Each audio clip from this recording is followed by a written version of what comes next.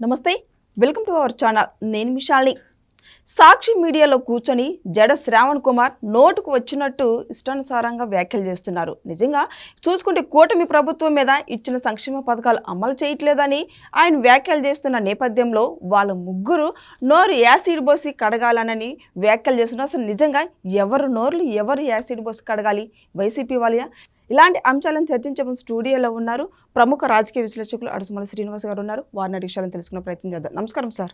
నమస్కారం సార్, సాక్షి మీడియాలో జడ శ్రావణ్ కుమార్ అనే వ్యక్తి ఇప్పుడు నోటికి వచ్చినట్టు ఇష్టానుసారంగా వ్యాఖ్యలు చేస్తున్నాడు. నిజంగా ఇప్పుడు కూటమి ప్రభుత్వం మీద ఇచ్చిన సంక్షేమ పథకాలు అమలు చేయట్లేదు అంటున్నారు సార్. ఇది ఎంతవరకు వస్తుంది సార్? ఇప్పుడు జడా శ్రావణ్ కుమార్ గారు ఆయన గత జగన్మోహన్ రెడ్డి ప్రభుత్వం మీద కూడా పోరాటం చేశాడు. అప్పుడు జరుగుతున్న అరాచకాల మీద ఆయన పోరాటం చేశాడు. ప్రజల నుంచి ఆదరణ లభించింది.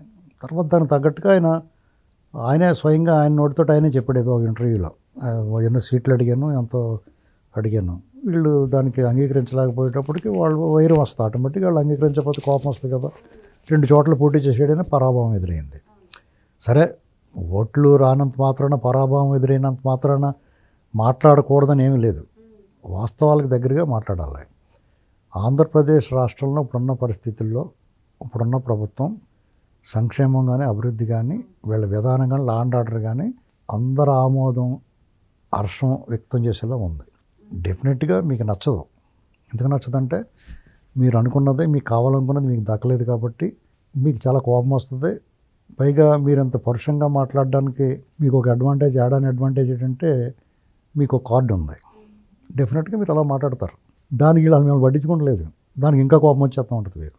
ఎందుకంటే వాళ్ళు మిమ్మల్ని లెక్క చేయట్లేదు. వాళ్ళు నేనన్నా గతంలో మీ ఇద్దరు చాలా డిబేట్లో పాల్గొన్నాం. ఆయన పట్ల నాకు చాలా గౌరవం ఉండేది కాబట్టి నేను అది హితవుగా మాట్లాడుతున్నాను. అంత సీరియస్గా మాట్లాడాల్సిన అవసరం లేదు. మీరు ఇదే మాటలో మీరు ఎందుకు అమలు చేయట్లేదు, ఇచ్చిన హామీలను చాలా స్మూత్గా నడితే మీకు ఒక గౌరవం పెరిగి మీ మాటలు ఆసక్తిగా వింటారు. మీరు ఎప్పుడైతే వన్ సైడ్గా ఆ పార్టీలో చేరిపోండి, లేకపోతే మీకు ఆల్రెడీ ఒక పార్టీ ఉంది, మీ పార్టీ తరపునే మీరు నిలదీయచ్చు. ఆ నిలదీసేది కూడా చాలా పద్ధతిగా, మీరు చదువుకున్న వాళ్ళు, ఒక హోదాలో పనిచేసిన వాళ్ళు, ఇవాళ సమాజంలో ఒక బాధ్యతాయుతమైన వృత్తిలో ఉన్నవాళ్ళు. మీరు మాట్లాడే మాట కొంచెం విలువ ఉంటుంది. ఆ విలువ ఎప్పుడు వస్తుంది? మీరు మాట్లాడే మాటలో ఆ కంటెంట్ జనాల ఆమోదం ఉండేలా ఉండాలి. చంద్రబాబు నాయుడు గారు లేకపోతే లోకేష్ గారు ఇవన్నీ నోళ్ళు యాసిడ్తో కడగాలంటే ముందు మీరు కడుక్కోవాలి. ముందు మీరే కడుక్కోవాలి. ఎందుకంటే డెఫినెట్గా మీరు మాట్లాడే మాటలు చూస్తుంటే స్మెల్ వస్తున్నాయి కాబట్టి మీరు కడుక్కుని తర్వాత మీరు కూడా కడుక్కోండి అని చెప్పాలి. అంటే సాధారణంగా ఎవరిని ఏమంటారంటే నీది నువ్వు కడుక్కోరా, వాళ్ళ సంగతి తర్వాత చూడొచ్చు అంటారు.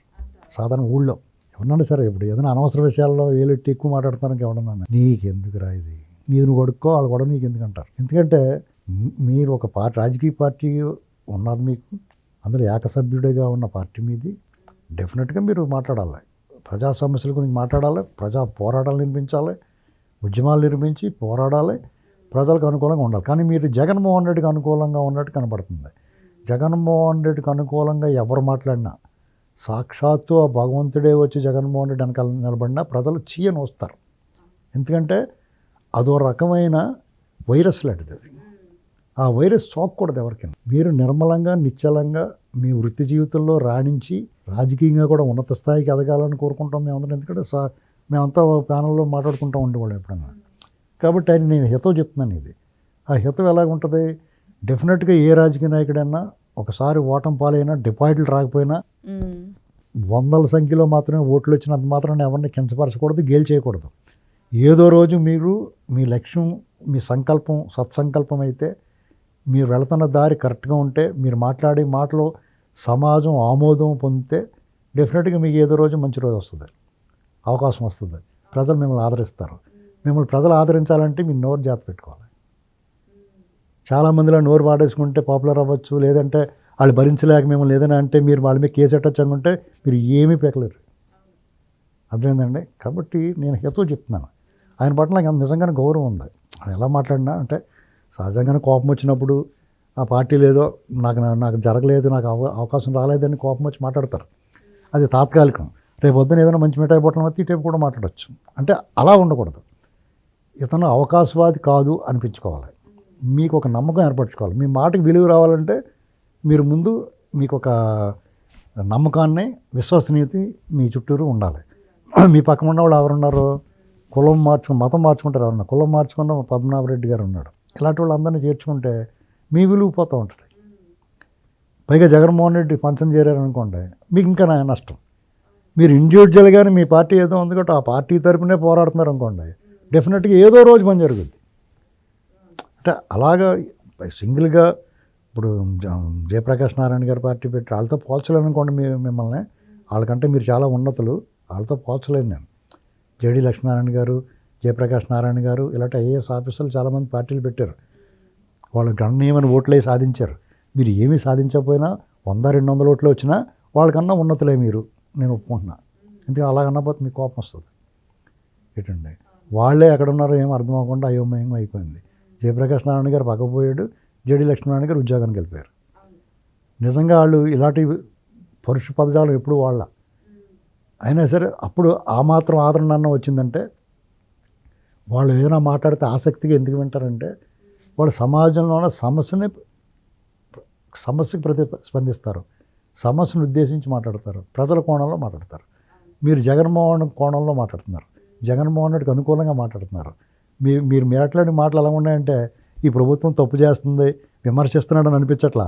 ఈ జగన్ వెనకేసుకొస్తే వీళ్ళని కావాలని జగన్ ఇచ్చిన స్క్రిప్ట్ చదువుతున్నాడు అలా అనిపించినప్పుడు దాని వాల్యూ పోద్ది. ఇప్పుడు రద్దు చేయబడిన 2000 నోట్లు, 2000 నోటు పెద్దది, మరి మంచి నోటే, కానీ రద్దు చేయబడిన తర్వాత దాని వాల్యూ ఏముంటుంది? ఇప్పుడు 2016కు ముందు ఆ నోట్లు 1000 రూపాయల నోట్లకి 500 నోట్లకి వాల్యూ ఉండేది. ఇప్పుడు మనకు వస్తాయి. అలాగే మీరు 2024కు ముందు మీరు వాల్యుబుల్లే, ఇప్పుడు మీరు ఎందుకు పనికిరాని వాళ్ళు, అది గుర్తుపెట్టుకో. రైతులకు రైతు భరోసా లేదు. ఏమండి అన్నీ వస్తాయండి, వెయిట్ చేయాలా. ఒకే రోజు వచ్చి ఎందుకు వస్తాయి? పెన్షన్లు ఇస్తాన్నారు, ఇచ్చారా? తల్లికి వందనం ఇంట్లో ఎంతమందికి ఉంది అది ఇస్తున్నారా? నువ్వు గ్లాస్ సగం నిండింది అనేటువంటిది నువ్వు చూడాలా, సగం ఖాళీగా ఉందన్నది నువ్వు చూడొద్దు. అది కూడా నిండుతుందేమో అని చూడాలి, వెయిట్ చేయాలా. ఎవరి కోసం వెయిట్ చేస్తారు? 5 ఏళ్ళు టైం ఇచ్చారు, మూసుకొని ఉండాలి అంతే. Thank you sir.